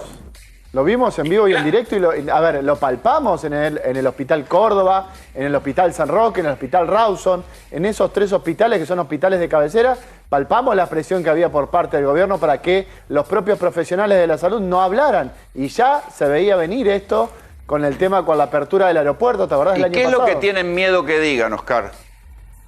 Y bueno, hay mucho miedo, por ejemplo, que se muestren algunas fotos de los hospitales, que muestren realmente lo que está pasando dentro de los hospitales, o que salgan a decir que los hospitales ya están colapsados. Digo, ese es el miedo que hay.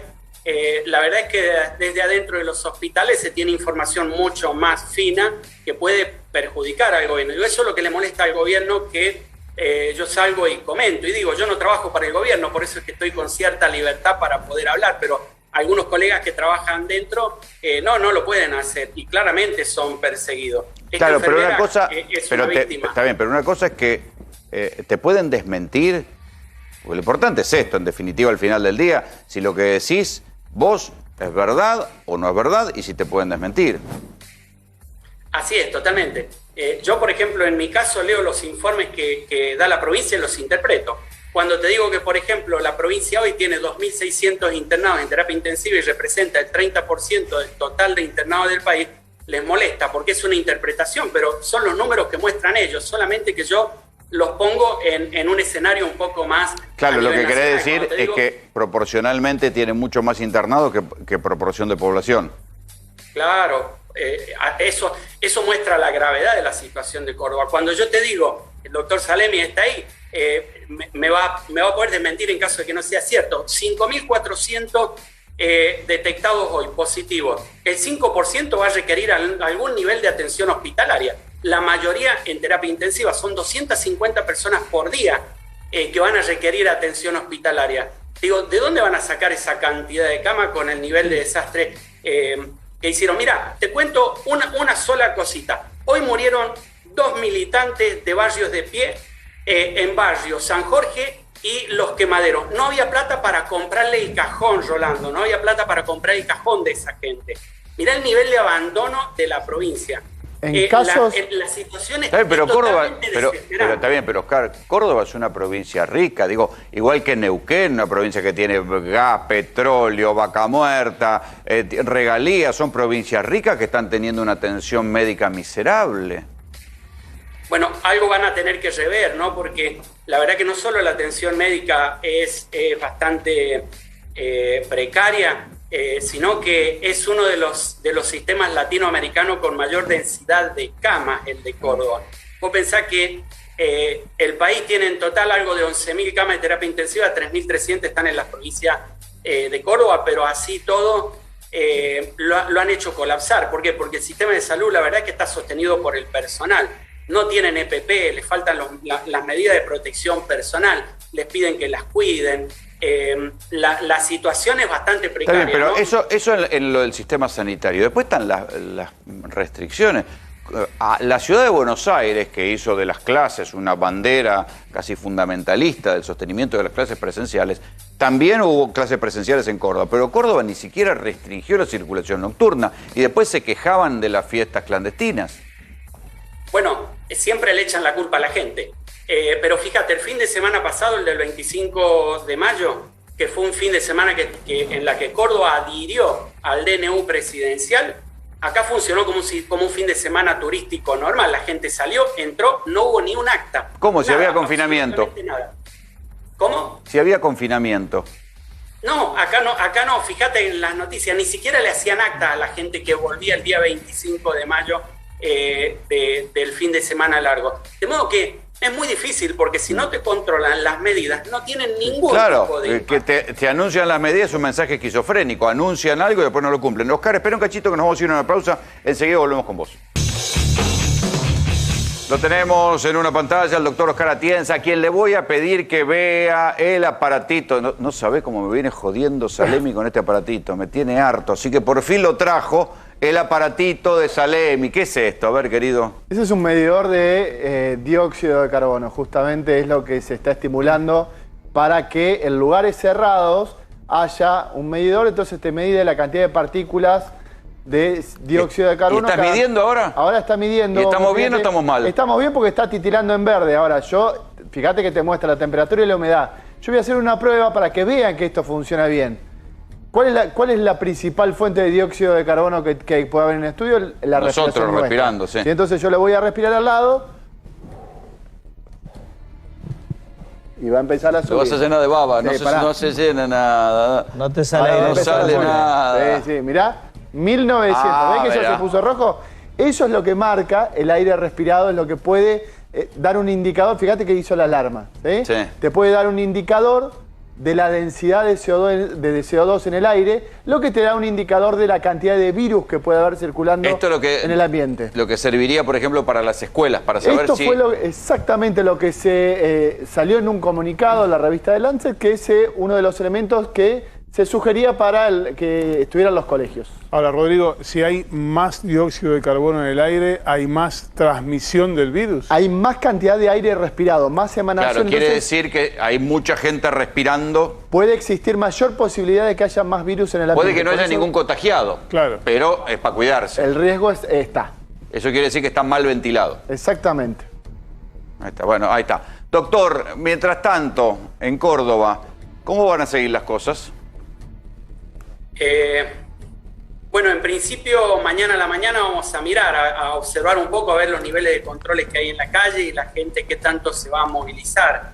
La verdad es que no soy muy optimista con las medidas en Córdoba, ¿no? Porque si no se controlaron nunca, no sé por qué se puedan llegar a controlar ahora. Te detengo un cachito, Oscar, porque ¿no era que el año pasado Córdoba incluso había aplicado cierres drásticos al estilo chino en algunos barrios? Por lo menos eso es lo que leímos nosotros acá. Sí, bueno, tuvo una primera etapa en donde hacían bloqueos de algunos barrios y funcionó muy bien eso. La verdad es que funcionó perfecto y fue algo muy novedoso, muy interesante. Después se abandonó, después no se hizo más. ¿Pero eso porque es por el temor a no quedar antipático con la población? Yo creo que sí, yo creo que a partir de allí empezaron a manejarse con las encuestas, que es con lo que se están manejando hoy en día, un poco van censando la opinión de la gente y a partir de allí tratan de tomar medidas en base al malestar, pero también creo que hubo un posicionamiento político claro del gobierno de Córdoba en contra del Nacional para marcar algún tipo de diferencia. Y bueno, la verdad es que bien no nos fue en ese sentido. Así que yo espero que controlen, digo, están bien las medidas, se suspendió la presencialidad, se han cerrado los shopping, las medidas en realidad son medidas que no tendrían que haber llegado nunca, si se hubiera hecho lo que se tendría que haber hecho hace 60 días atrás, pero no se hizo y llega esta medida dura, tipo fase 1, que claro, no pero reconocieron que se equivocaron. Pero por supuesto que están reconociendo que se equivocaron. La única provincia que entra en fase 1 por no haber cumplido con los DNU o con algún grado de medidas de modo prematuro, digo, es la única provincia que entra en fase 1 o hay otra de todo el país. Aquí Néstor Espósito le quiere preguntar algo. No, sí, básicamente si además de las restricciones percibís que la gente está dispuesta a acatarlas, porque si hay restricciones... Sí, yo creo que sí, que la gente entiende lo que está pasando. Ya en Córdoba todos tenemos algún familiar, algún amigo, vecino fallecido. Y ya todos tenemos más de 10, 15 personas conocidas con coronavirus. Te puedo asegurar que acá se palpa muy bien lo que es el coronavirus. La gente entiende. En ese sentido creo que no va a haber pero si entiende cómo se explica lo de las fiestas clandestinas. Claro. Bueno, eso ocurre en algunos sectores de la sociedad que son un poco los más los más reactivos, los más anti de todo. Digo, acá en Córdoba también tenemos un porcentaje alto de la población que no quiere ningún tipo de medida, pero hablemos mayoritariamente, la gente está sufriendo y está padeciendo. Ahora, y en lugares, porque vos hiciste muchas veces el seguimiento después de un evento que pasaba con los contagios. Mirá lo que está pasando ahora cerca de ahí, en la vecina provincia de Santa Fe. Están festejando que ganó Colón y han juntado todo el mundo en una plaza sin barbijo. Es más, hasta nos acabamos de recibir un video, mirá esto, Oscar, una ambulancia a los festejos. Digo, uno entiende el fervor, pero... bueno, tenés que mirar... ¿Qué va a pasar? Que mirar el día 15 de junio. Claro. Mirá el 15 de junio, vas a ver el aumento de casos producto de esa movilización. Es así de claro. Digo, si hay algo que tenemos en claro con este virus es que 10, 12 días después tenés el impacto directo de este tipo de situaciones. Así o sea, que, va a haber que acordarse el 15 de junio de mirar cómo está la ciudad de Santa Fe. Exactamente, y espero que no le echen la culpa a la gente, porque ahí tendría que estar controlando. Digo, ¿no? ¿Qué pasa que no se controla allí? Pero ¿sabes lo que pasa? Que hay un común denominador. En Córdoba, Santa Fe, Mendoza, Ciudad Autónoma de Buenos Aires, es como que desde el gobierno se minimiza la situación y la gente entra en ese tipo empieza a creerle al gobierno, no pasa nada, digo, no pasa nada, no hay ningún problema, no hay control. O sea, es un doble mensaje, digamos. La gente tiene que discernir entre un doble mensaje. Por un lado escucha, nosotros que nos la pasamos hablando de lo que pasa en el sistema sanitario, y las autoridades que de alguna manera lo minimizan o que al no ejercer los controles dan un mensaje de que, bueno, no pasa nada o le pasa a otros. Y claro, acá en Córdoba hemos estado durante mucho tiempo que nos decían la ocupación de cama de terapia intensiva es de 60%. Sobran camas. Y hace 20 días vengo diciendo yo, está todo colapsado, y esta semana nos encontramos con una fase 1 porque estaba todo colapsado. Si vos le das mensaje equivocado a la gente entiende que tiene margen, porque tampoco está obligada que no es tan grave. a entender estos datos. Oscar, me están llegando mensajes de gente justamente de la provincia de Córdoba, Marcos Juárez, gente de Santa Fe, también de Casilda, que hay muchos más casos de los que se están informando, que a nivel político hay como que están escondiendo los casos, teniendo en cuenta que Córdoba es el principal distrito en contagios cada 100.000 habitantes. Bueno, uno siempre tiene esas dudas. Yo hago algunos cálculos, ¿no? Yo creo que Córdoba, el número real de Córdoba está cerca hoy día de, y se me van a volver a enojar, cerca de los 15.000 casos. Me parece que es por lo menos 3 veces esa cifra. Y me parece que los falsos negativos, los test falsos negativos de algún modo justifican eso, porque la mayor parte de la gente que es contacto estrecho se va a testear de modo prematuro, antes de los 7 u 8 días, y les da siempre negativo. Pero luego empiezan a hacer síntomas y no se los vuelve a hisopar, no se los testea nuevamente. ¿Y no se los considera casos positivos? 33%. ¿Cómo, perdón? ¿Y después no se los considera casos positivos, aunque se enfermen? No, no se los considera casos positivos. Después vos tenés una persona que da positivo en una familia y el resto del grupo familiar empieza a dar síntomas 5 o 6 días después, se los aísla, pero tampoco se los da como positivo. Y de eso en Córdoba abundan, así que yo te puedo asegurar que es por lo menos 3 veces superior, y los datos que le están pasando ahí al doctor Salemi, yo te puedo asegurar que son así. Claro, pero en ese caso, cuando llegan, cuando se produce la enfermedad y llegan al hospital, llegan tarde, es decir, llegan muy jugados. Si se testean, da negativo, cuando desarrollan síntomas no vuelven a testear, si se agrava la enfermedad, cuando llegan al hospital, llegan jugados. Totalmente, eso es lo que está ocurriendo. Cuando llegaste tarde ya con sintomatología y algunas personas que ya empiezan con la falta de aire, que la falta de aire aparece casi bruscamente, muy poquito se instala, ya es tarde. Claro. Oscar, te agradecemos mucho el contacto, la paciencia y nada, cuídate. Gracias a ustedes, que anden bien. Atención, porque ya nomás, en unos minutitos, arranca otra vez el confinamiento, fin de semana de poco movimiento, a quedarse en casa. Doctor Godoy Vélez, ¿qué es lo que cambia? Bueno, primero que nada, que la circulación vuelve a estar restringida entre las 18 horas y las 6 de la mañana del día siguiente. O sea, el horario en el que se puede circular es de 6 de la mañana a 6 de la tarde. ¿Sí? Y solo en negocios de cercanía. Los gastronómicos, por ejemplo, vuelven a trabajar solo, claro, solo para delivery y takeaway. Claro. No se puede, digamos, estar ni siquiera afuera. Todas las mesas van a estar cerradas. ¿Habrá controles?